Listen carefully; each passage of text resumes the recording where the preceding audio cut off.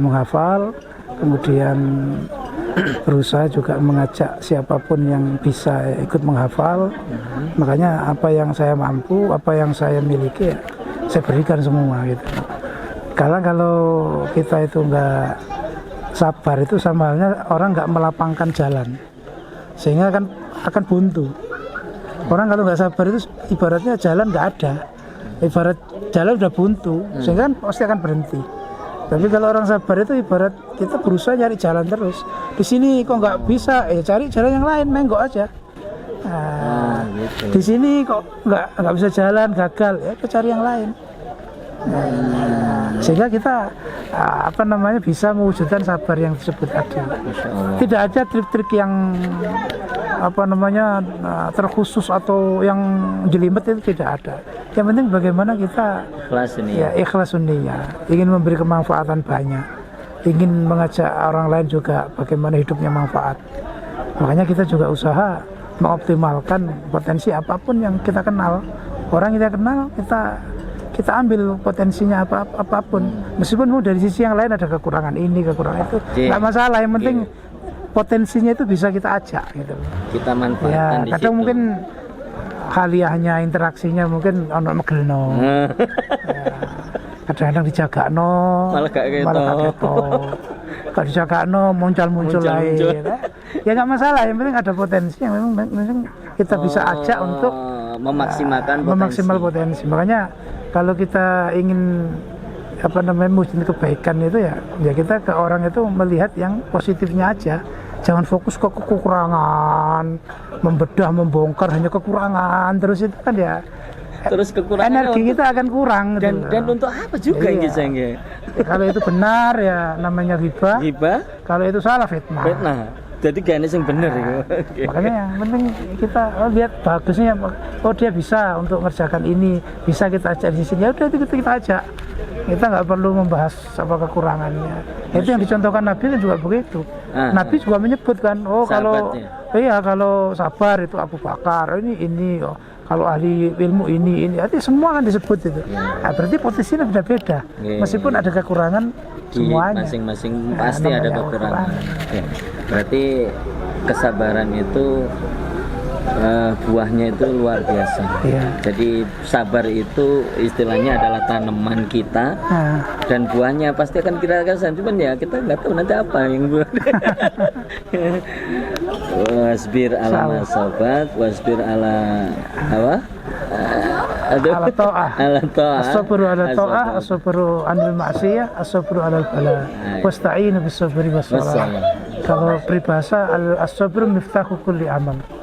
Sabar itu kunci dari semua, pembuka segala, pembuka sebuah aktivitas program, ya kuncinya sabar itu. Semua hal ternyata kuncinya sabar saya. Insya Allah dari sebuah kesabaran memang Allah juga sudah memerintahkan di Al-Quran, dan jenengan memahami benar-benar bahwasanya Quran inilah yang tertinggi, tidak ada lain selain Quran. Sesuai dengan di dalam ayatnya juga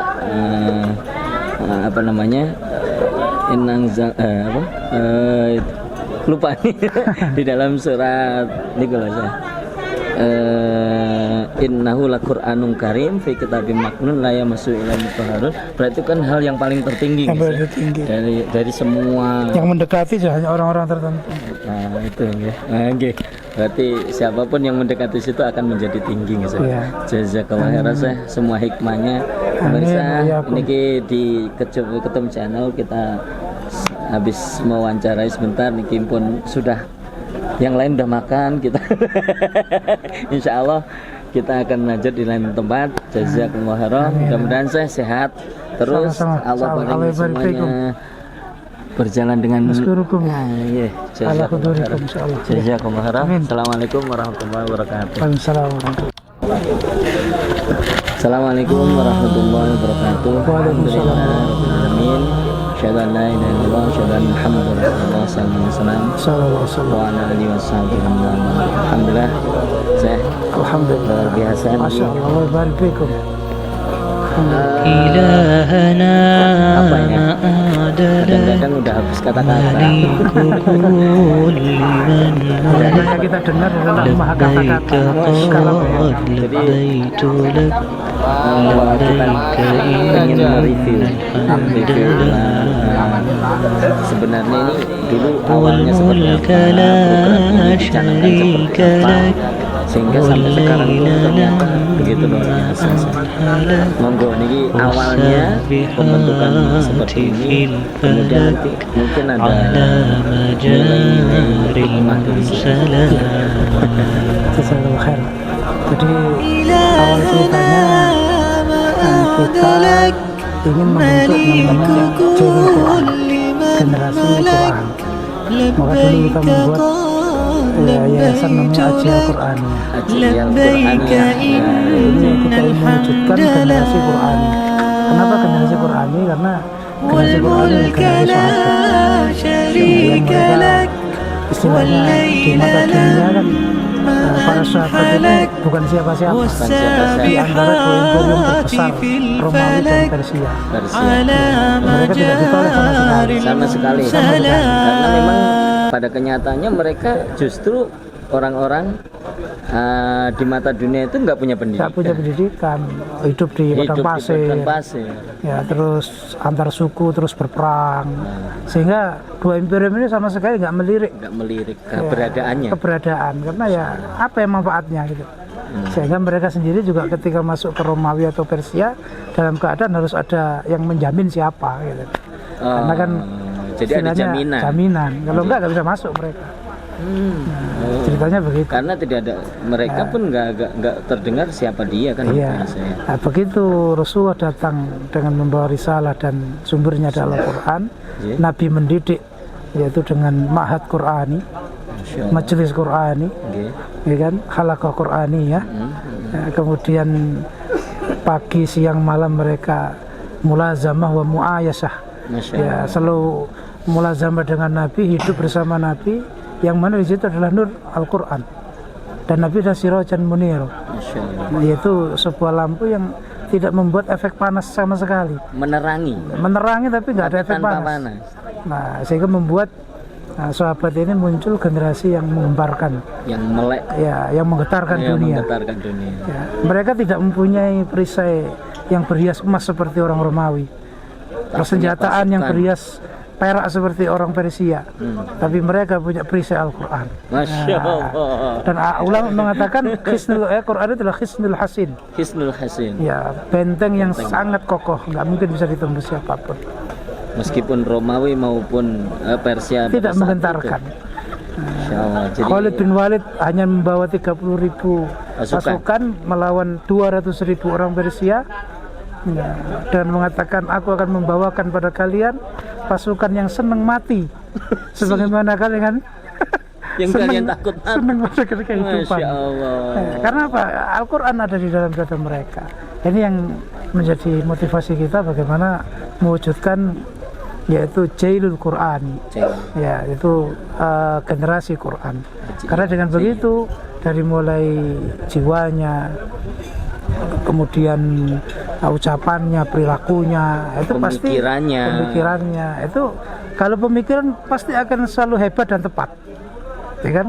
Hebatnya karena Quran istimewa, tepatnya nggak akan keluar dari kebenaran. Karena Quran adalah yang paling benar. Ilmu, Quran puncaknya ilmu, sumbernya ilmu. Sumbernya intelektualitas ya Al-Quran. Ya, maka nggak mungkin membentuk sebuah generasi tanpa dimulai dengan Al-Quran. Dan ini sudah terbukti. Dan alhamdulillah kita sedikit demi sedikit dengan bantuan ya teman-teman semuanya, mulai perjuangan yang kita sampaikan tadi, an-nafsu tu'atibuhan nawazi. Masya Allah. Jiwa itu akan terdidik dengan peristiwa. Ya, tidak mungkin sebuah peristiwa yang besar kalau nggak melewati ya bencana yang besar. Kehidupan orang-orang besar ya pasti melewati lika-liku yang sangat besar sehingga dia pun akan menjadi lebih besar. Makanya kita saksikan tadi yang dikatakan dalam sambutan itu adalah dalam hati. Itu tidak ada settingan nanti supaya ngomong begini supaya nangis. Ada. supaya menangis, supaya kelihatan terharu Dan tidak. jenengan sendiri nangis. Saya juga nggak memperkirakan. Nggak kuat juga kita menghadap. Jadi Karena Al-Quran itu mau itu dari tutmi'ul uyun. Masya Allah. Mau itu adalah hal yang mampu mengalirkan air mata. Nah tadi saya juga dalam itu kan ada dalam ayat tadi warattilil Qur'ana tartila. Jadi ternyata kalau kita baca nih, monggo nanti seperti apa sih? Tartilan itu adalah pendalaman dari Quran itu sendiri, sayang. Ya. Jadi bukan hanya mulutnya tartil. Selama ini kan saya menafsirkan mulut saya dengan tartil Quran. Bacalah dengan mulut yang tartil. Ternyata lebih dari itu bisa. Jadi harus dengan sehingga hati ini terbawa penghayatan. Kalau kita melihat tadi kan banyak yang menangis karena itu. Padahal harusnya setiap Quran dibaca itu bisa membuat nangis ya. Karena Quran itulah yang bahasa tertinggi. Dan kita mendengarkan yang baca hafal betul, maknanya ngerti. Jadi apa yang disampaikan itu bukan kosong. Sampai nyampe ke man yatakallam bil qalbi yusiru ilal qalbi. Masya Allah. Saya yang berbicara dari hati nyampe ke hati. Orang baca mungkin suaranya enak, mendayu-dayu, tapi kalau itu hanya hiasan bacaan, ya biasa. Tapi kalau orang mungkin lagunya biasa, tapi itu ada keluar dari penghayatan yang itu beda. Insya Allah. Jadi itu benar, saya mau jenengan kan bilang bahwasanya memang semua kalau sudah terdidik Al-Quran ya siapapun akan kalah di situ. Jadi jangankan sekarang, sebenarnya imperium terbesar dua negara itu sudah mewakili gitu ya. Dari berbagai zaman harusnya imperium Persia maupun ini sebenarnya sudah terkalahkan oleh kroco istilahnya, bahasa kita dulu pelentis. Nah itu saudara, jadi kita semua akan mulai. Jadi Ustadz Aziz di sini mengajak kita semua untuk memulai semua hal itu dengan Al-Quran. Nah ini kemudian selanjutnya seperti apa sih ini yang sudah programnya ini setelah mereka hafal 300 hari? Apakah mereka sudah selesai atau gimana sih? Kan ini baru permulaan kalau jenengan biar. Kalau ini kan bawabah namanya. Bawabah itu gerbang saja. Wah ya kan permulaan. Makanya khusus yang di Omah Tafid ini kita settingannya itu omah-omah gitu loh. Jadi yang pertama kita buat namanya Omah Tafid ini. Dari lulusan ini nanti kita kita siapkan rumah yang di bawah itu adalah untuk Omah Lughoh. Nanti ada lughoh, yaitu lughatul Arabiyah. Karena insya Allah kalau sudah hafal Quran, lughohnya lumayan ini. Lughatul Quran sudah biasa kan, bahasa Arab insya Allah cepat. Nah, nanti menginjak lagi untuk jenjang berikutnya, bagi yang ingin memperdalam lagi, yaitu ada namanya Omah Tafsir. Omah Tafsir. Lughoh udah dikuasai. Baru kalamullahnya, tafsirnya bagaimana? Untuk sekelas tolib kita akan pakai bahasa Arab full karena itu harus melewati tahfidz, kemudian Omah Lughoh, baru Omah Tafsir yang memang full bahasa Arab. Jadi di situ penyampaiannya semua bahasa Arab. Bahasa Arab itu yang khusus tolib. Adapun nanti mungkin ada Omah Tafsir yang untuk umum. Kita kayak asramaan. Kita tunggu yang karena sebulan kita ngatakan berapa juz. Ini yang kita tunggu ini ya. Saya Masya Allah saya udah ada nanti juga Omah Hadis, Omah Tarikh ya. Jadi kita buat omah-omah istilahnya. Ini berapa luas sih saya? Sampai 2 hektaran sini. 2 hektaran. Insya Allah kita akan tunggu program selanjutnya. Nah yang untuk ini yang untuk yang Hafid ini kan programnya selanjutnya untuk menuju ke Omah Lughoh gitu. Nah terus untuk hal ini perencanaannya itu untuk pembiayaannya untuk seperti apa sih? Saya ini kan butuh makan, butuh biaya gitu. Ini kadang nggak terpikirkan sama kita ini kok iso nah biyen banyak dukungan. Sekarang kan sendiri. Tapi ternyata Allah nggak sendiri, kita nggak sendirian ya. Ya selama kita pertama mengikhlaskan niat, kemudian kita dengan tulus mengajak bersama-sama untuk kebaikan. Insya Allah ya, ketika kita mengetuk pintunya Allah akan membuka pintu-pintu hatinya manusia. Karena Allah menyatakan ketika mencintai seorang hamba kan mengumumkan ke langit, cintai dia. Sampai bumi juga cintai orang ini. Kita nggak perlu minta istilahnya membranding kita bagaimana supaya kita dihormati, atau nggak perlu. Yang penting kita mengikhlaskan kepada Allah. Kita mempublikasikan hal seperti ini juga bukan untuk apa-apa, bukan untuk sanjungan, tapi kita untuk memang memberi motivasi, Allah, ya, memotivasi orang lain untuk ikut serta dalam aksi ini kebaikan. Ini sangat menarik saya. Sebenarnya ternyata tadi juga banyak yang akan siap untuk membuka. Nah, yang satu lagi nih yang saya masih berpikir agak kurang waras nih jenengan nih. Maksudku lo ngeten. Kalau jenengan saja mungkin satu halaqah itu ada yang memungkinkan. Nah ini nanti gimana ini? Ini kan ya kita kan dari awal alumni yang bisa berjalan bareng dengan kita, punya istilahnya itu visi misi yang sama ya, kita istilahnya ajak bersama. Makanya sekarang ya alhamdulillah lah, meskipun nggak semuanya tapi beberapa yang dari awal sampai akhir setia dengan program ini, menjadi tim, menjadi pemuji, menjadi semuanya. Jadi tanpa mereka juga saya hanya sekedar konseptor aja. Lah itu saya. Ya termasuk dari para muhsinin ini juga kita harapkan mampu terus mensupport. Nah ini sesuatu yang memang kalau kita ini kan butuh orang yang memang memahami itu yang pertama, yang kedua yang harus menguasai hal itu terus. Iya. Nah ini berarti program setelah niki hafal kita bikinkan rumah logo itu nanti juga untuk jenjang selanjutnya. Jadi ini regenerasi ngoten sih. Iya. Untuk jenjang selanjutnya. Ya, karena kan hasilnya program ini kan memang program guru, kan program muhafidz, orang yang bukan orang yang akan membina halaqat tahfidz. Jadi dari situ kan otomatis kalau ada guru insya Allah istilahnya untuk membentuk hafidz yang banyak itu lebih mudah. Karena ini tenaga ahlinya dulu. Nah itu yang saya Rian itu, kita kan dulu juga membentuk, saya masih ingat kan yaitu halaqah kubro yang di Jakarta Utara nih. Nah itu di Islamic Center. Itu kita belum ada yang ahli sama sekali. Nah setelah itu karena memang justru yang ini dianggap program maksiat, program ya yang merusak, yang akhirnya ini dihentikan. Nah berarti memang generasi Quran itu harus tumbuh siapapun dia, dimanapun dia berada misalnya. Iya. Nah, itu namanya al-ais bil Quran. Hidup dengan Quranan begitu.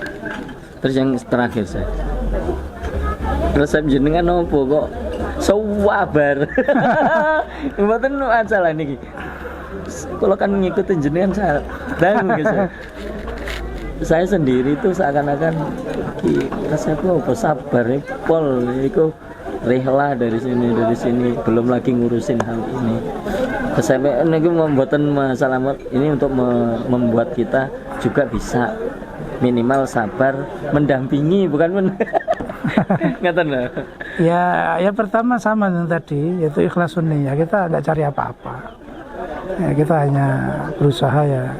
Saya sendiri dulu berusaha menghafal, kemudian berusaha juga mengajak siapapun yang bisa ikut menghafal. Makanya apa yang saya mampu, apa yang saya miliki, ya, saya berikan semua gitu. Kalau kita itu nggak sabar, itu sama halnya orang nggak melapangkan jalan, sehingga akan buntu. Orang kalau nggak sabar itu ibaratnya jalan nggak ada, ibarat jalan udah buntu, sehingga pasti akan berhenti. Tapi kalau orang sabar itu ibarat kita berusaha nyari jalan terus. Di sini kok nggak bisa, cari jalan yang lain, menggok aja. Nah, gitu. Di sini kok nggak bisa jalan, gagal, ya cari yang lain. sehingga kita bisa mewujudkan sabar yang disebut tadi. Tidak ada trik-trik yang terkhusus atau yang jelimet, itu tidak ada.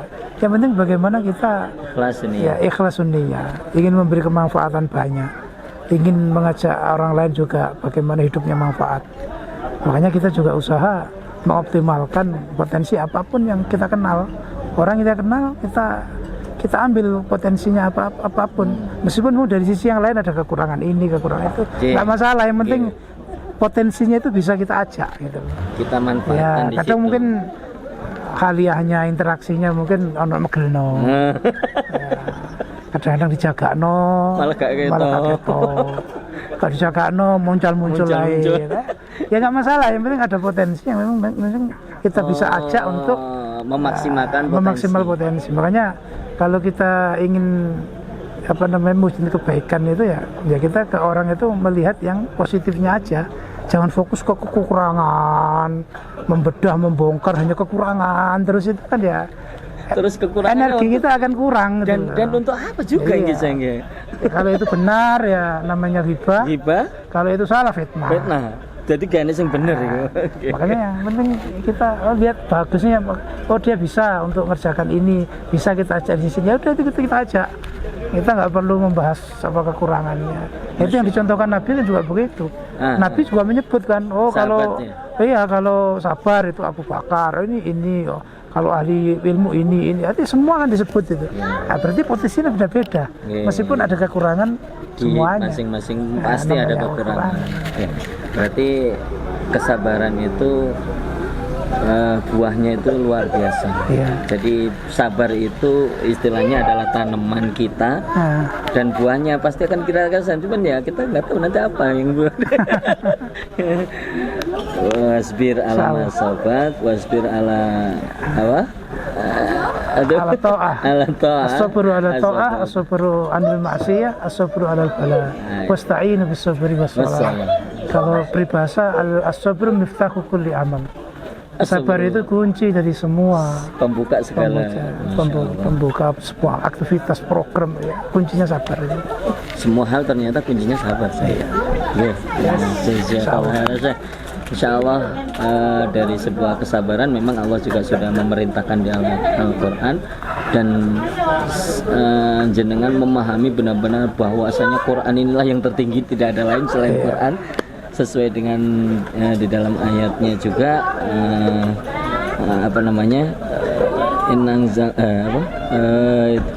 lupa di dalam surat ini kalau saya innahu laqur'anun karim fi kitabim maknun la yamassu illa mutahharun. Berarti kan hal yang paling tertinggi dari semua yang mendekati hanya orang-orang tertentu. Nah itu ya. Berarti siapapun yang mendekati situ akan menjadi tinggi Jazakallah khairan semua hikmahnya. Pemirsa, ini di Ketum Channel kita habis mewawancarai sebentar, niki pun sudah yang lain udah makan kita. Insya Allah kita akan lanjut di lain tempat. Jazakumullah khairan. Mudah-mudahan saya sehat terus. Allah barik semuanya berjalan dengan Jazakumullah khairan. Assalamualaikum warahmatullahi wabarakatuh. Waalaikumsalam warahmatullahi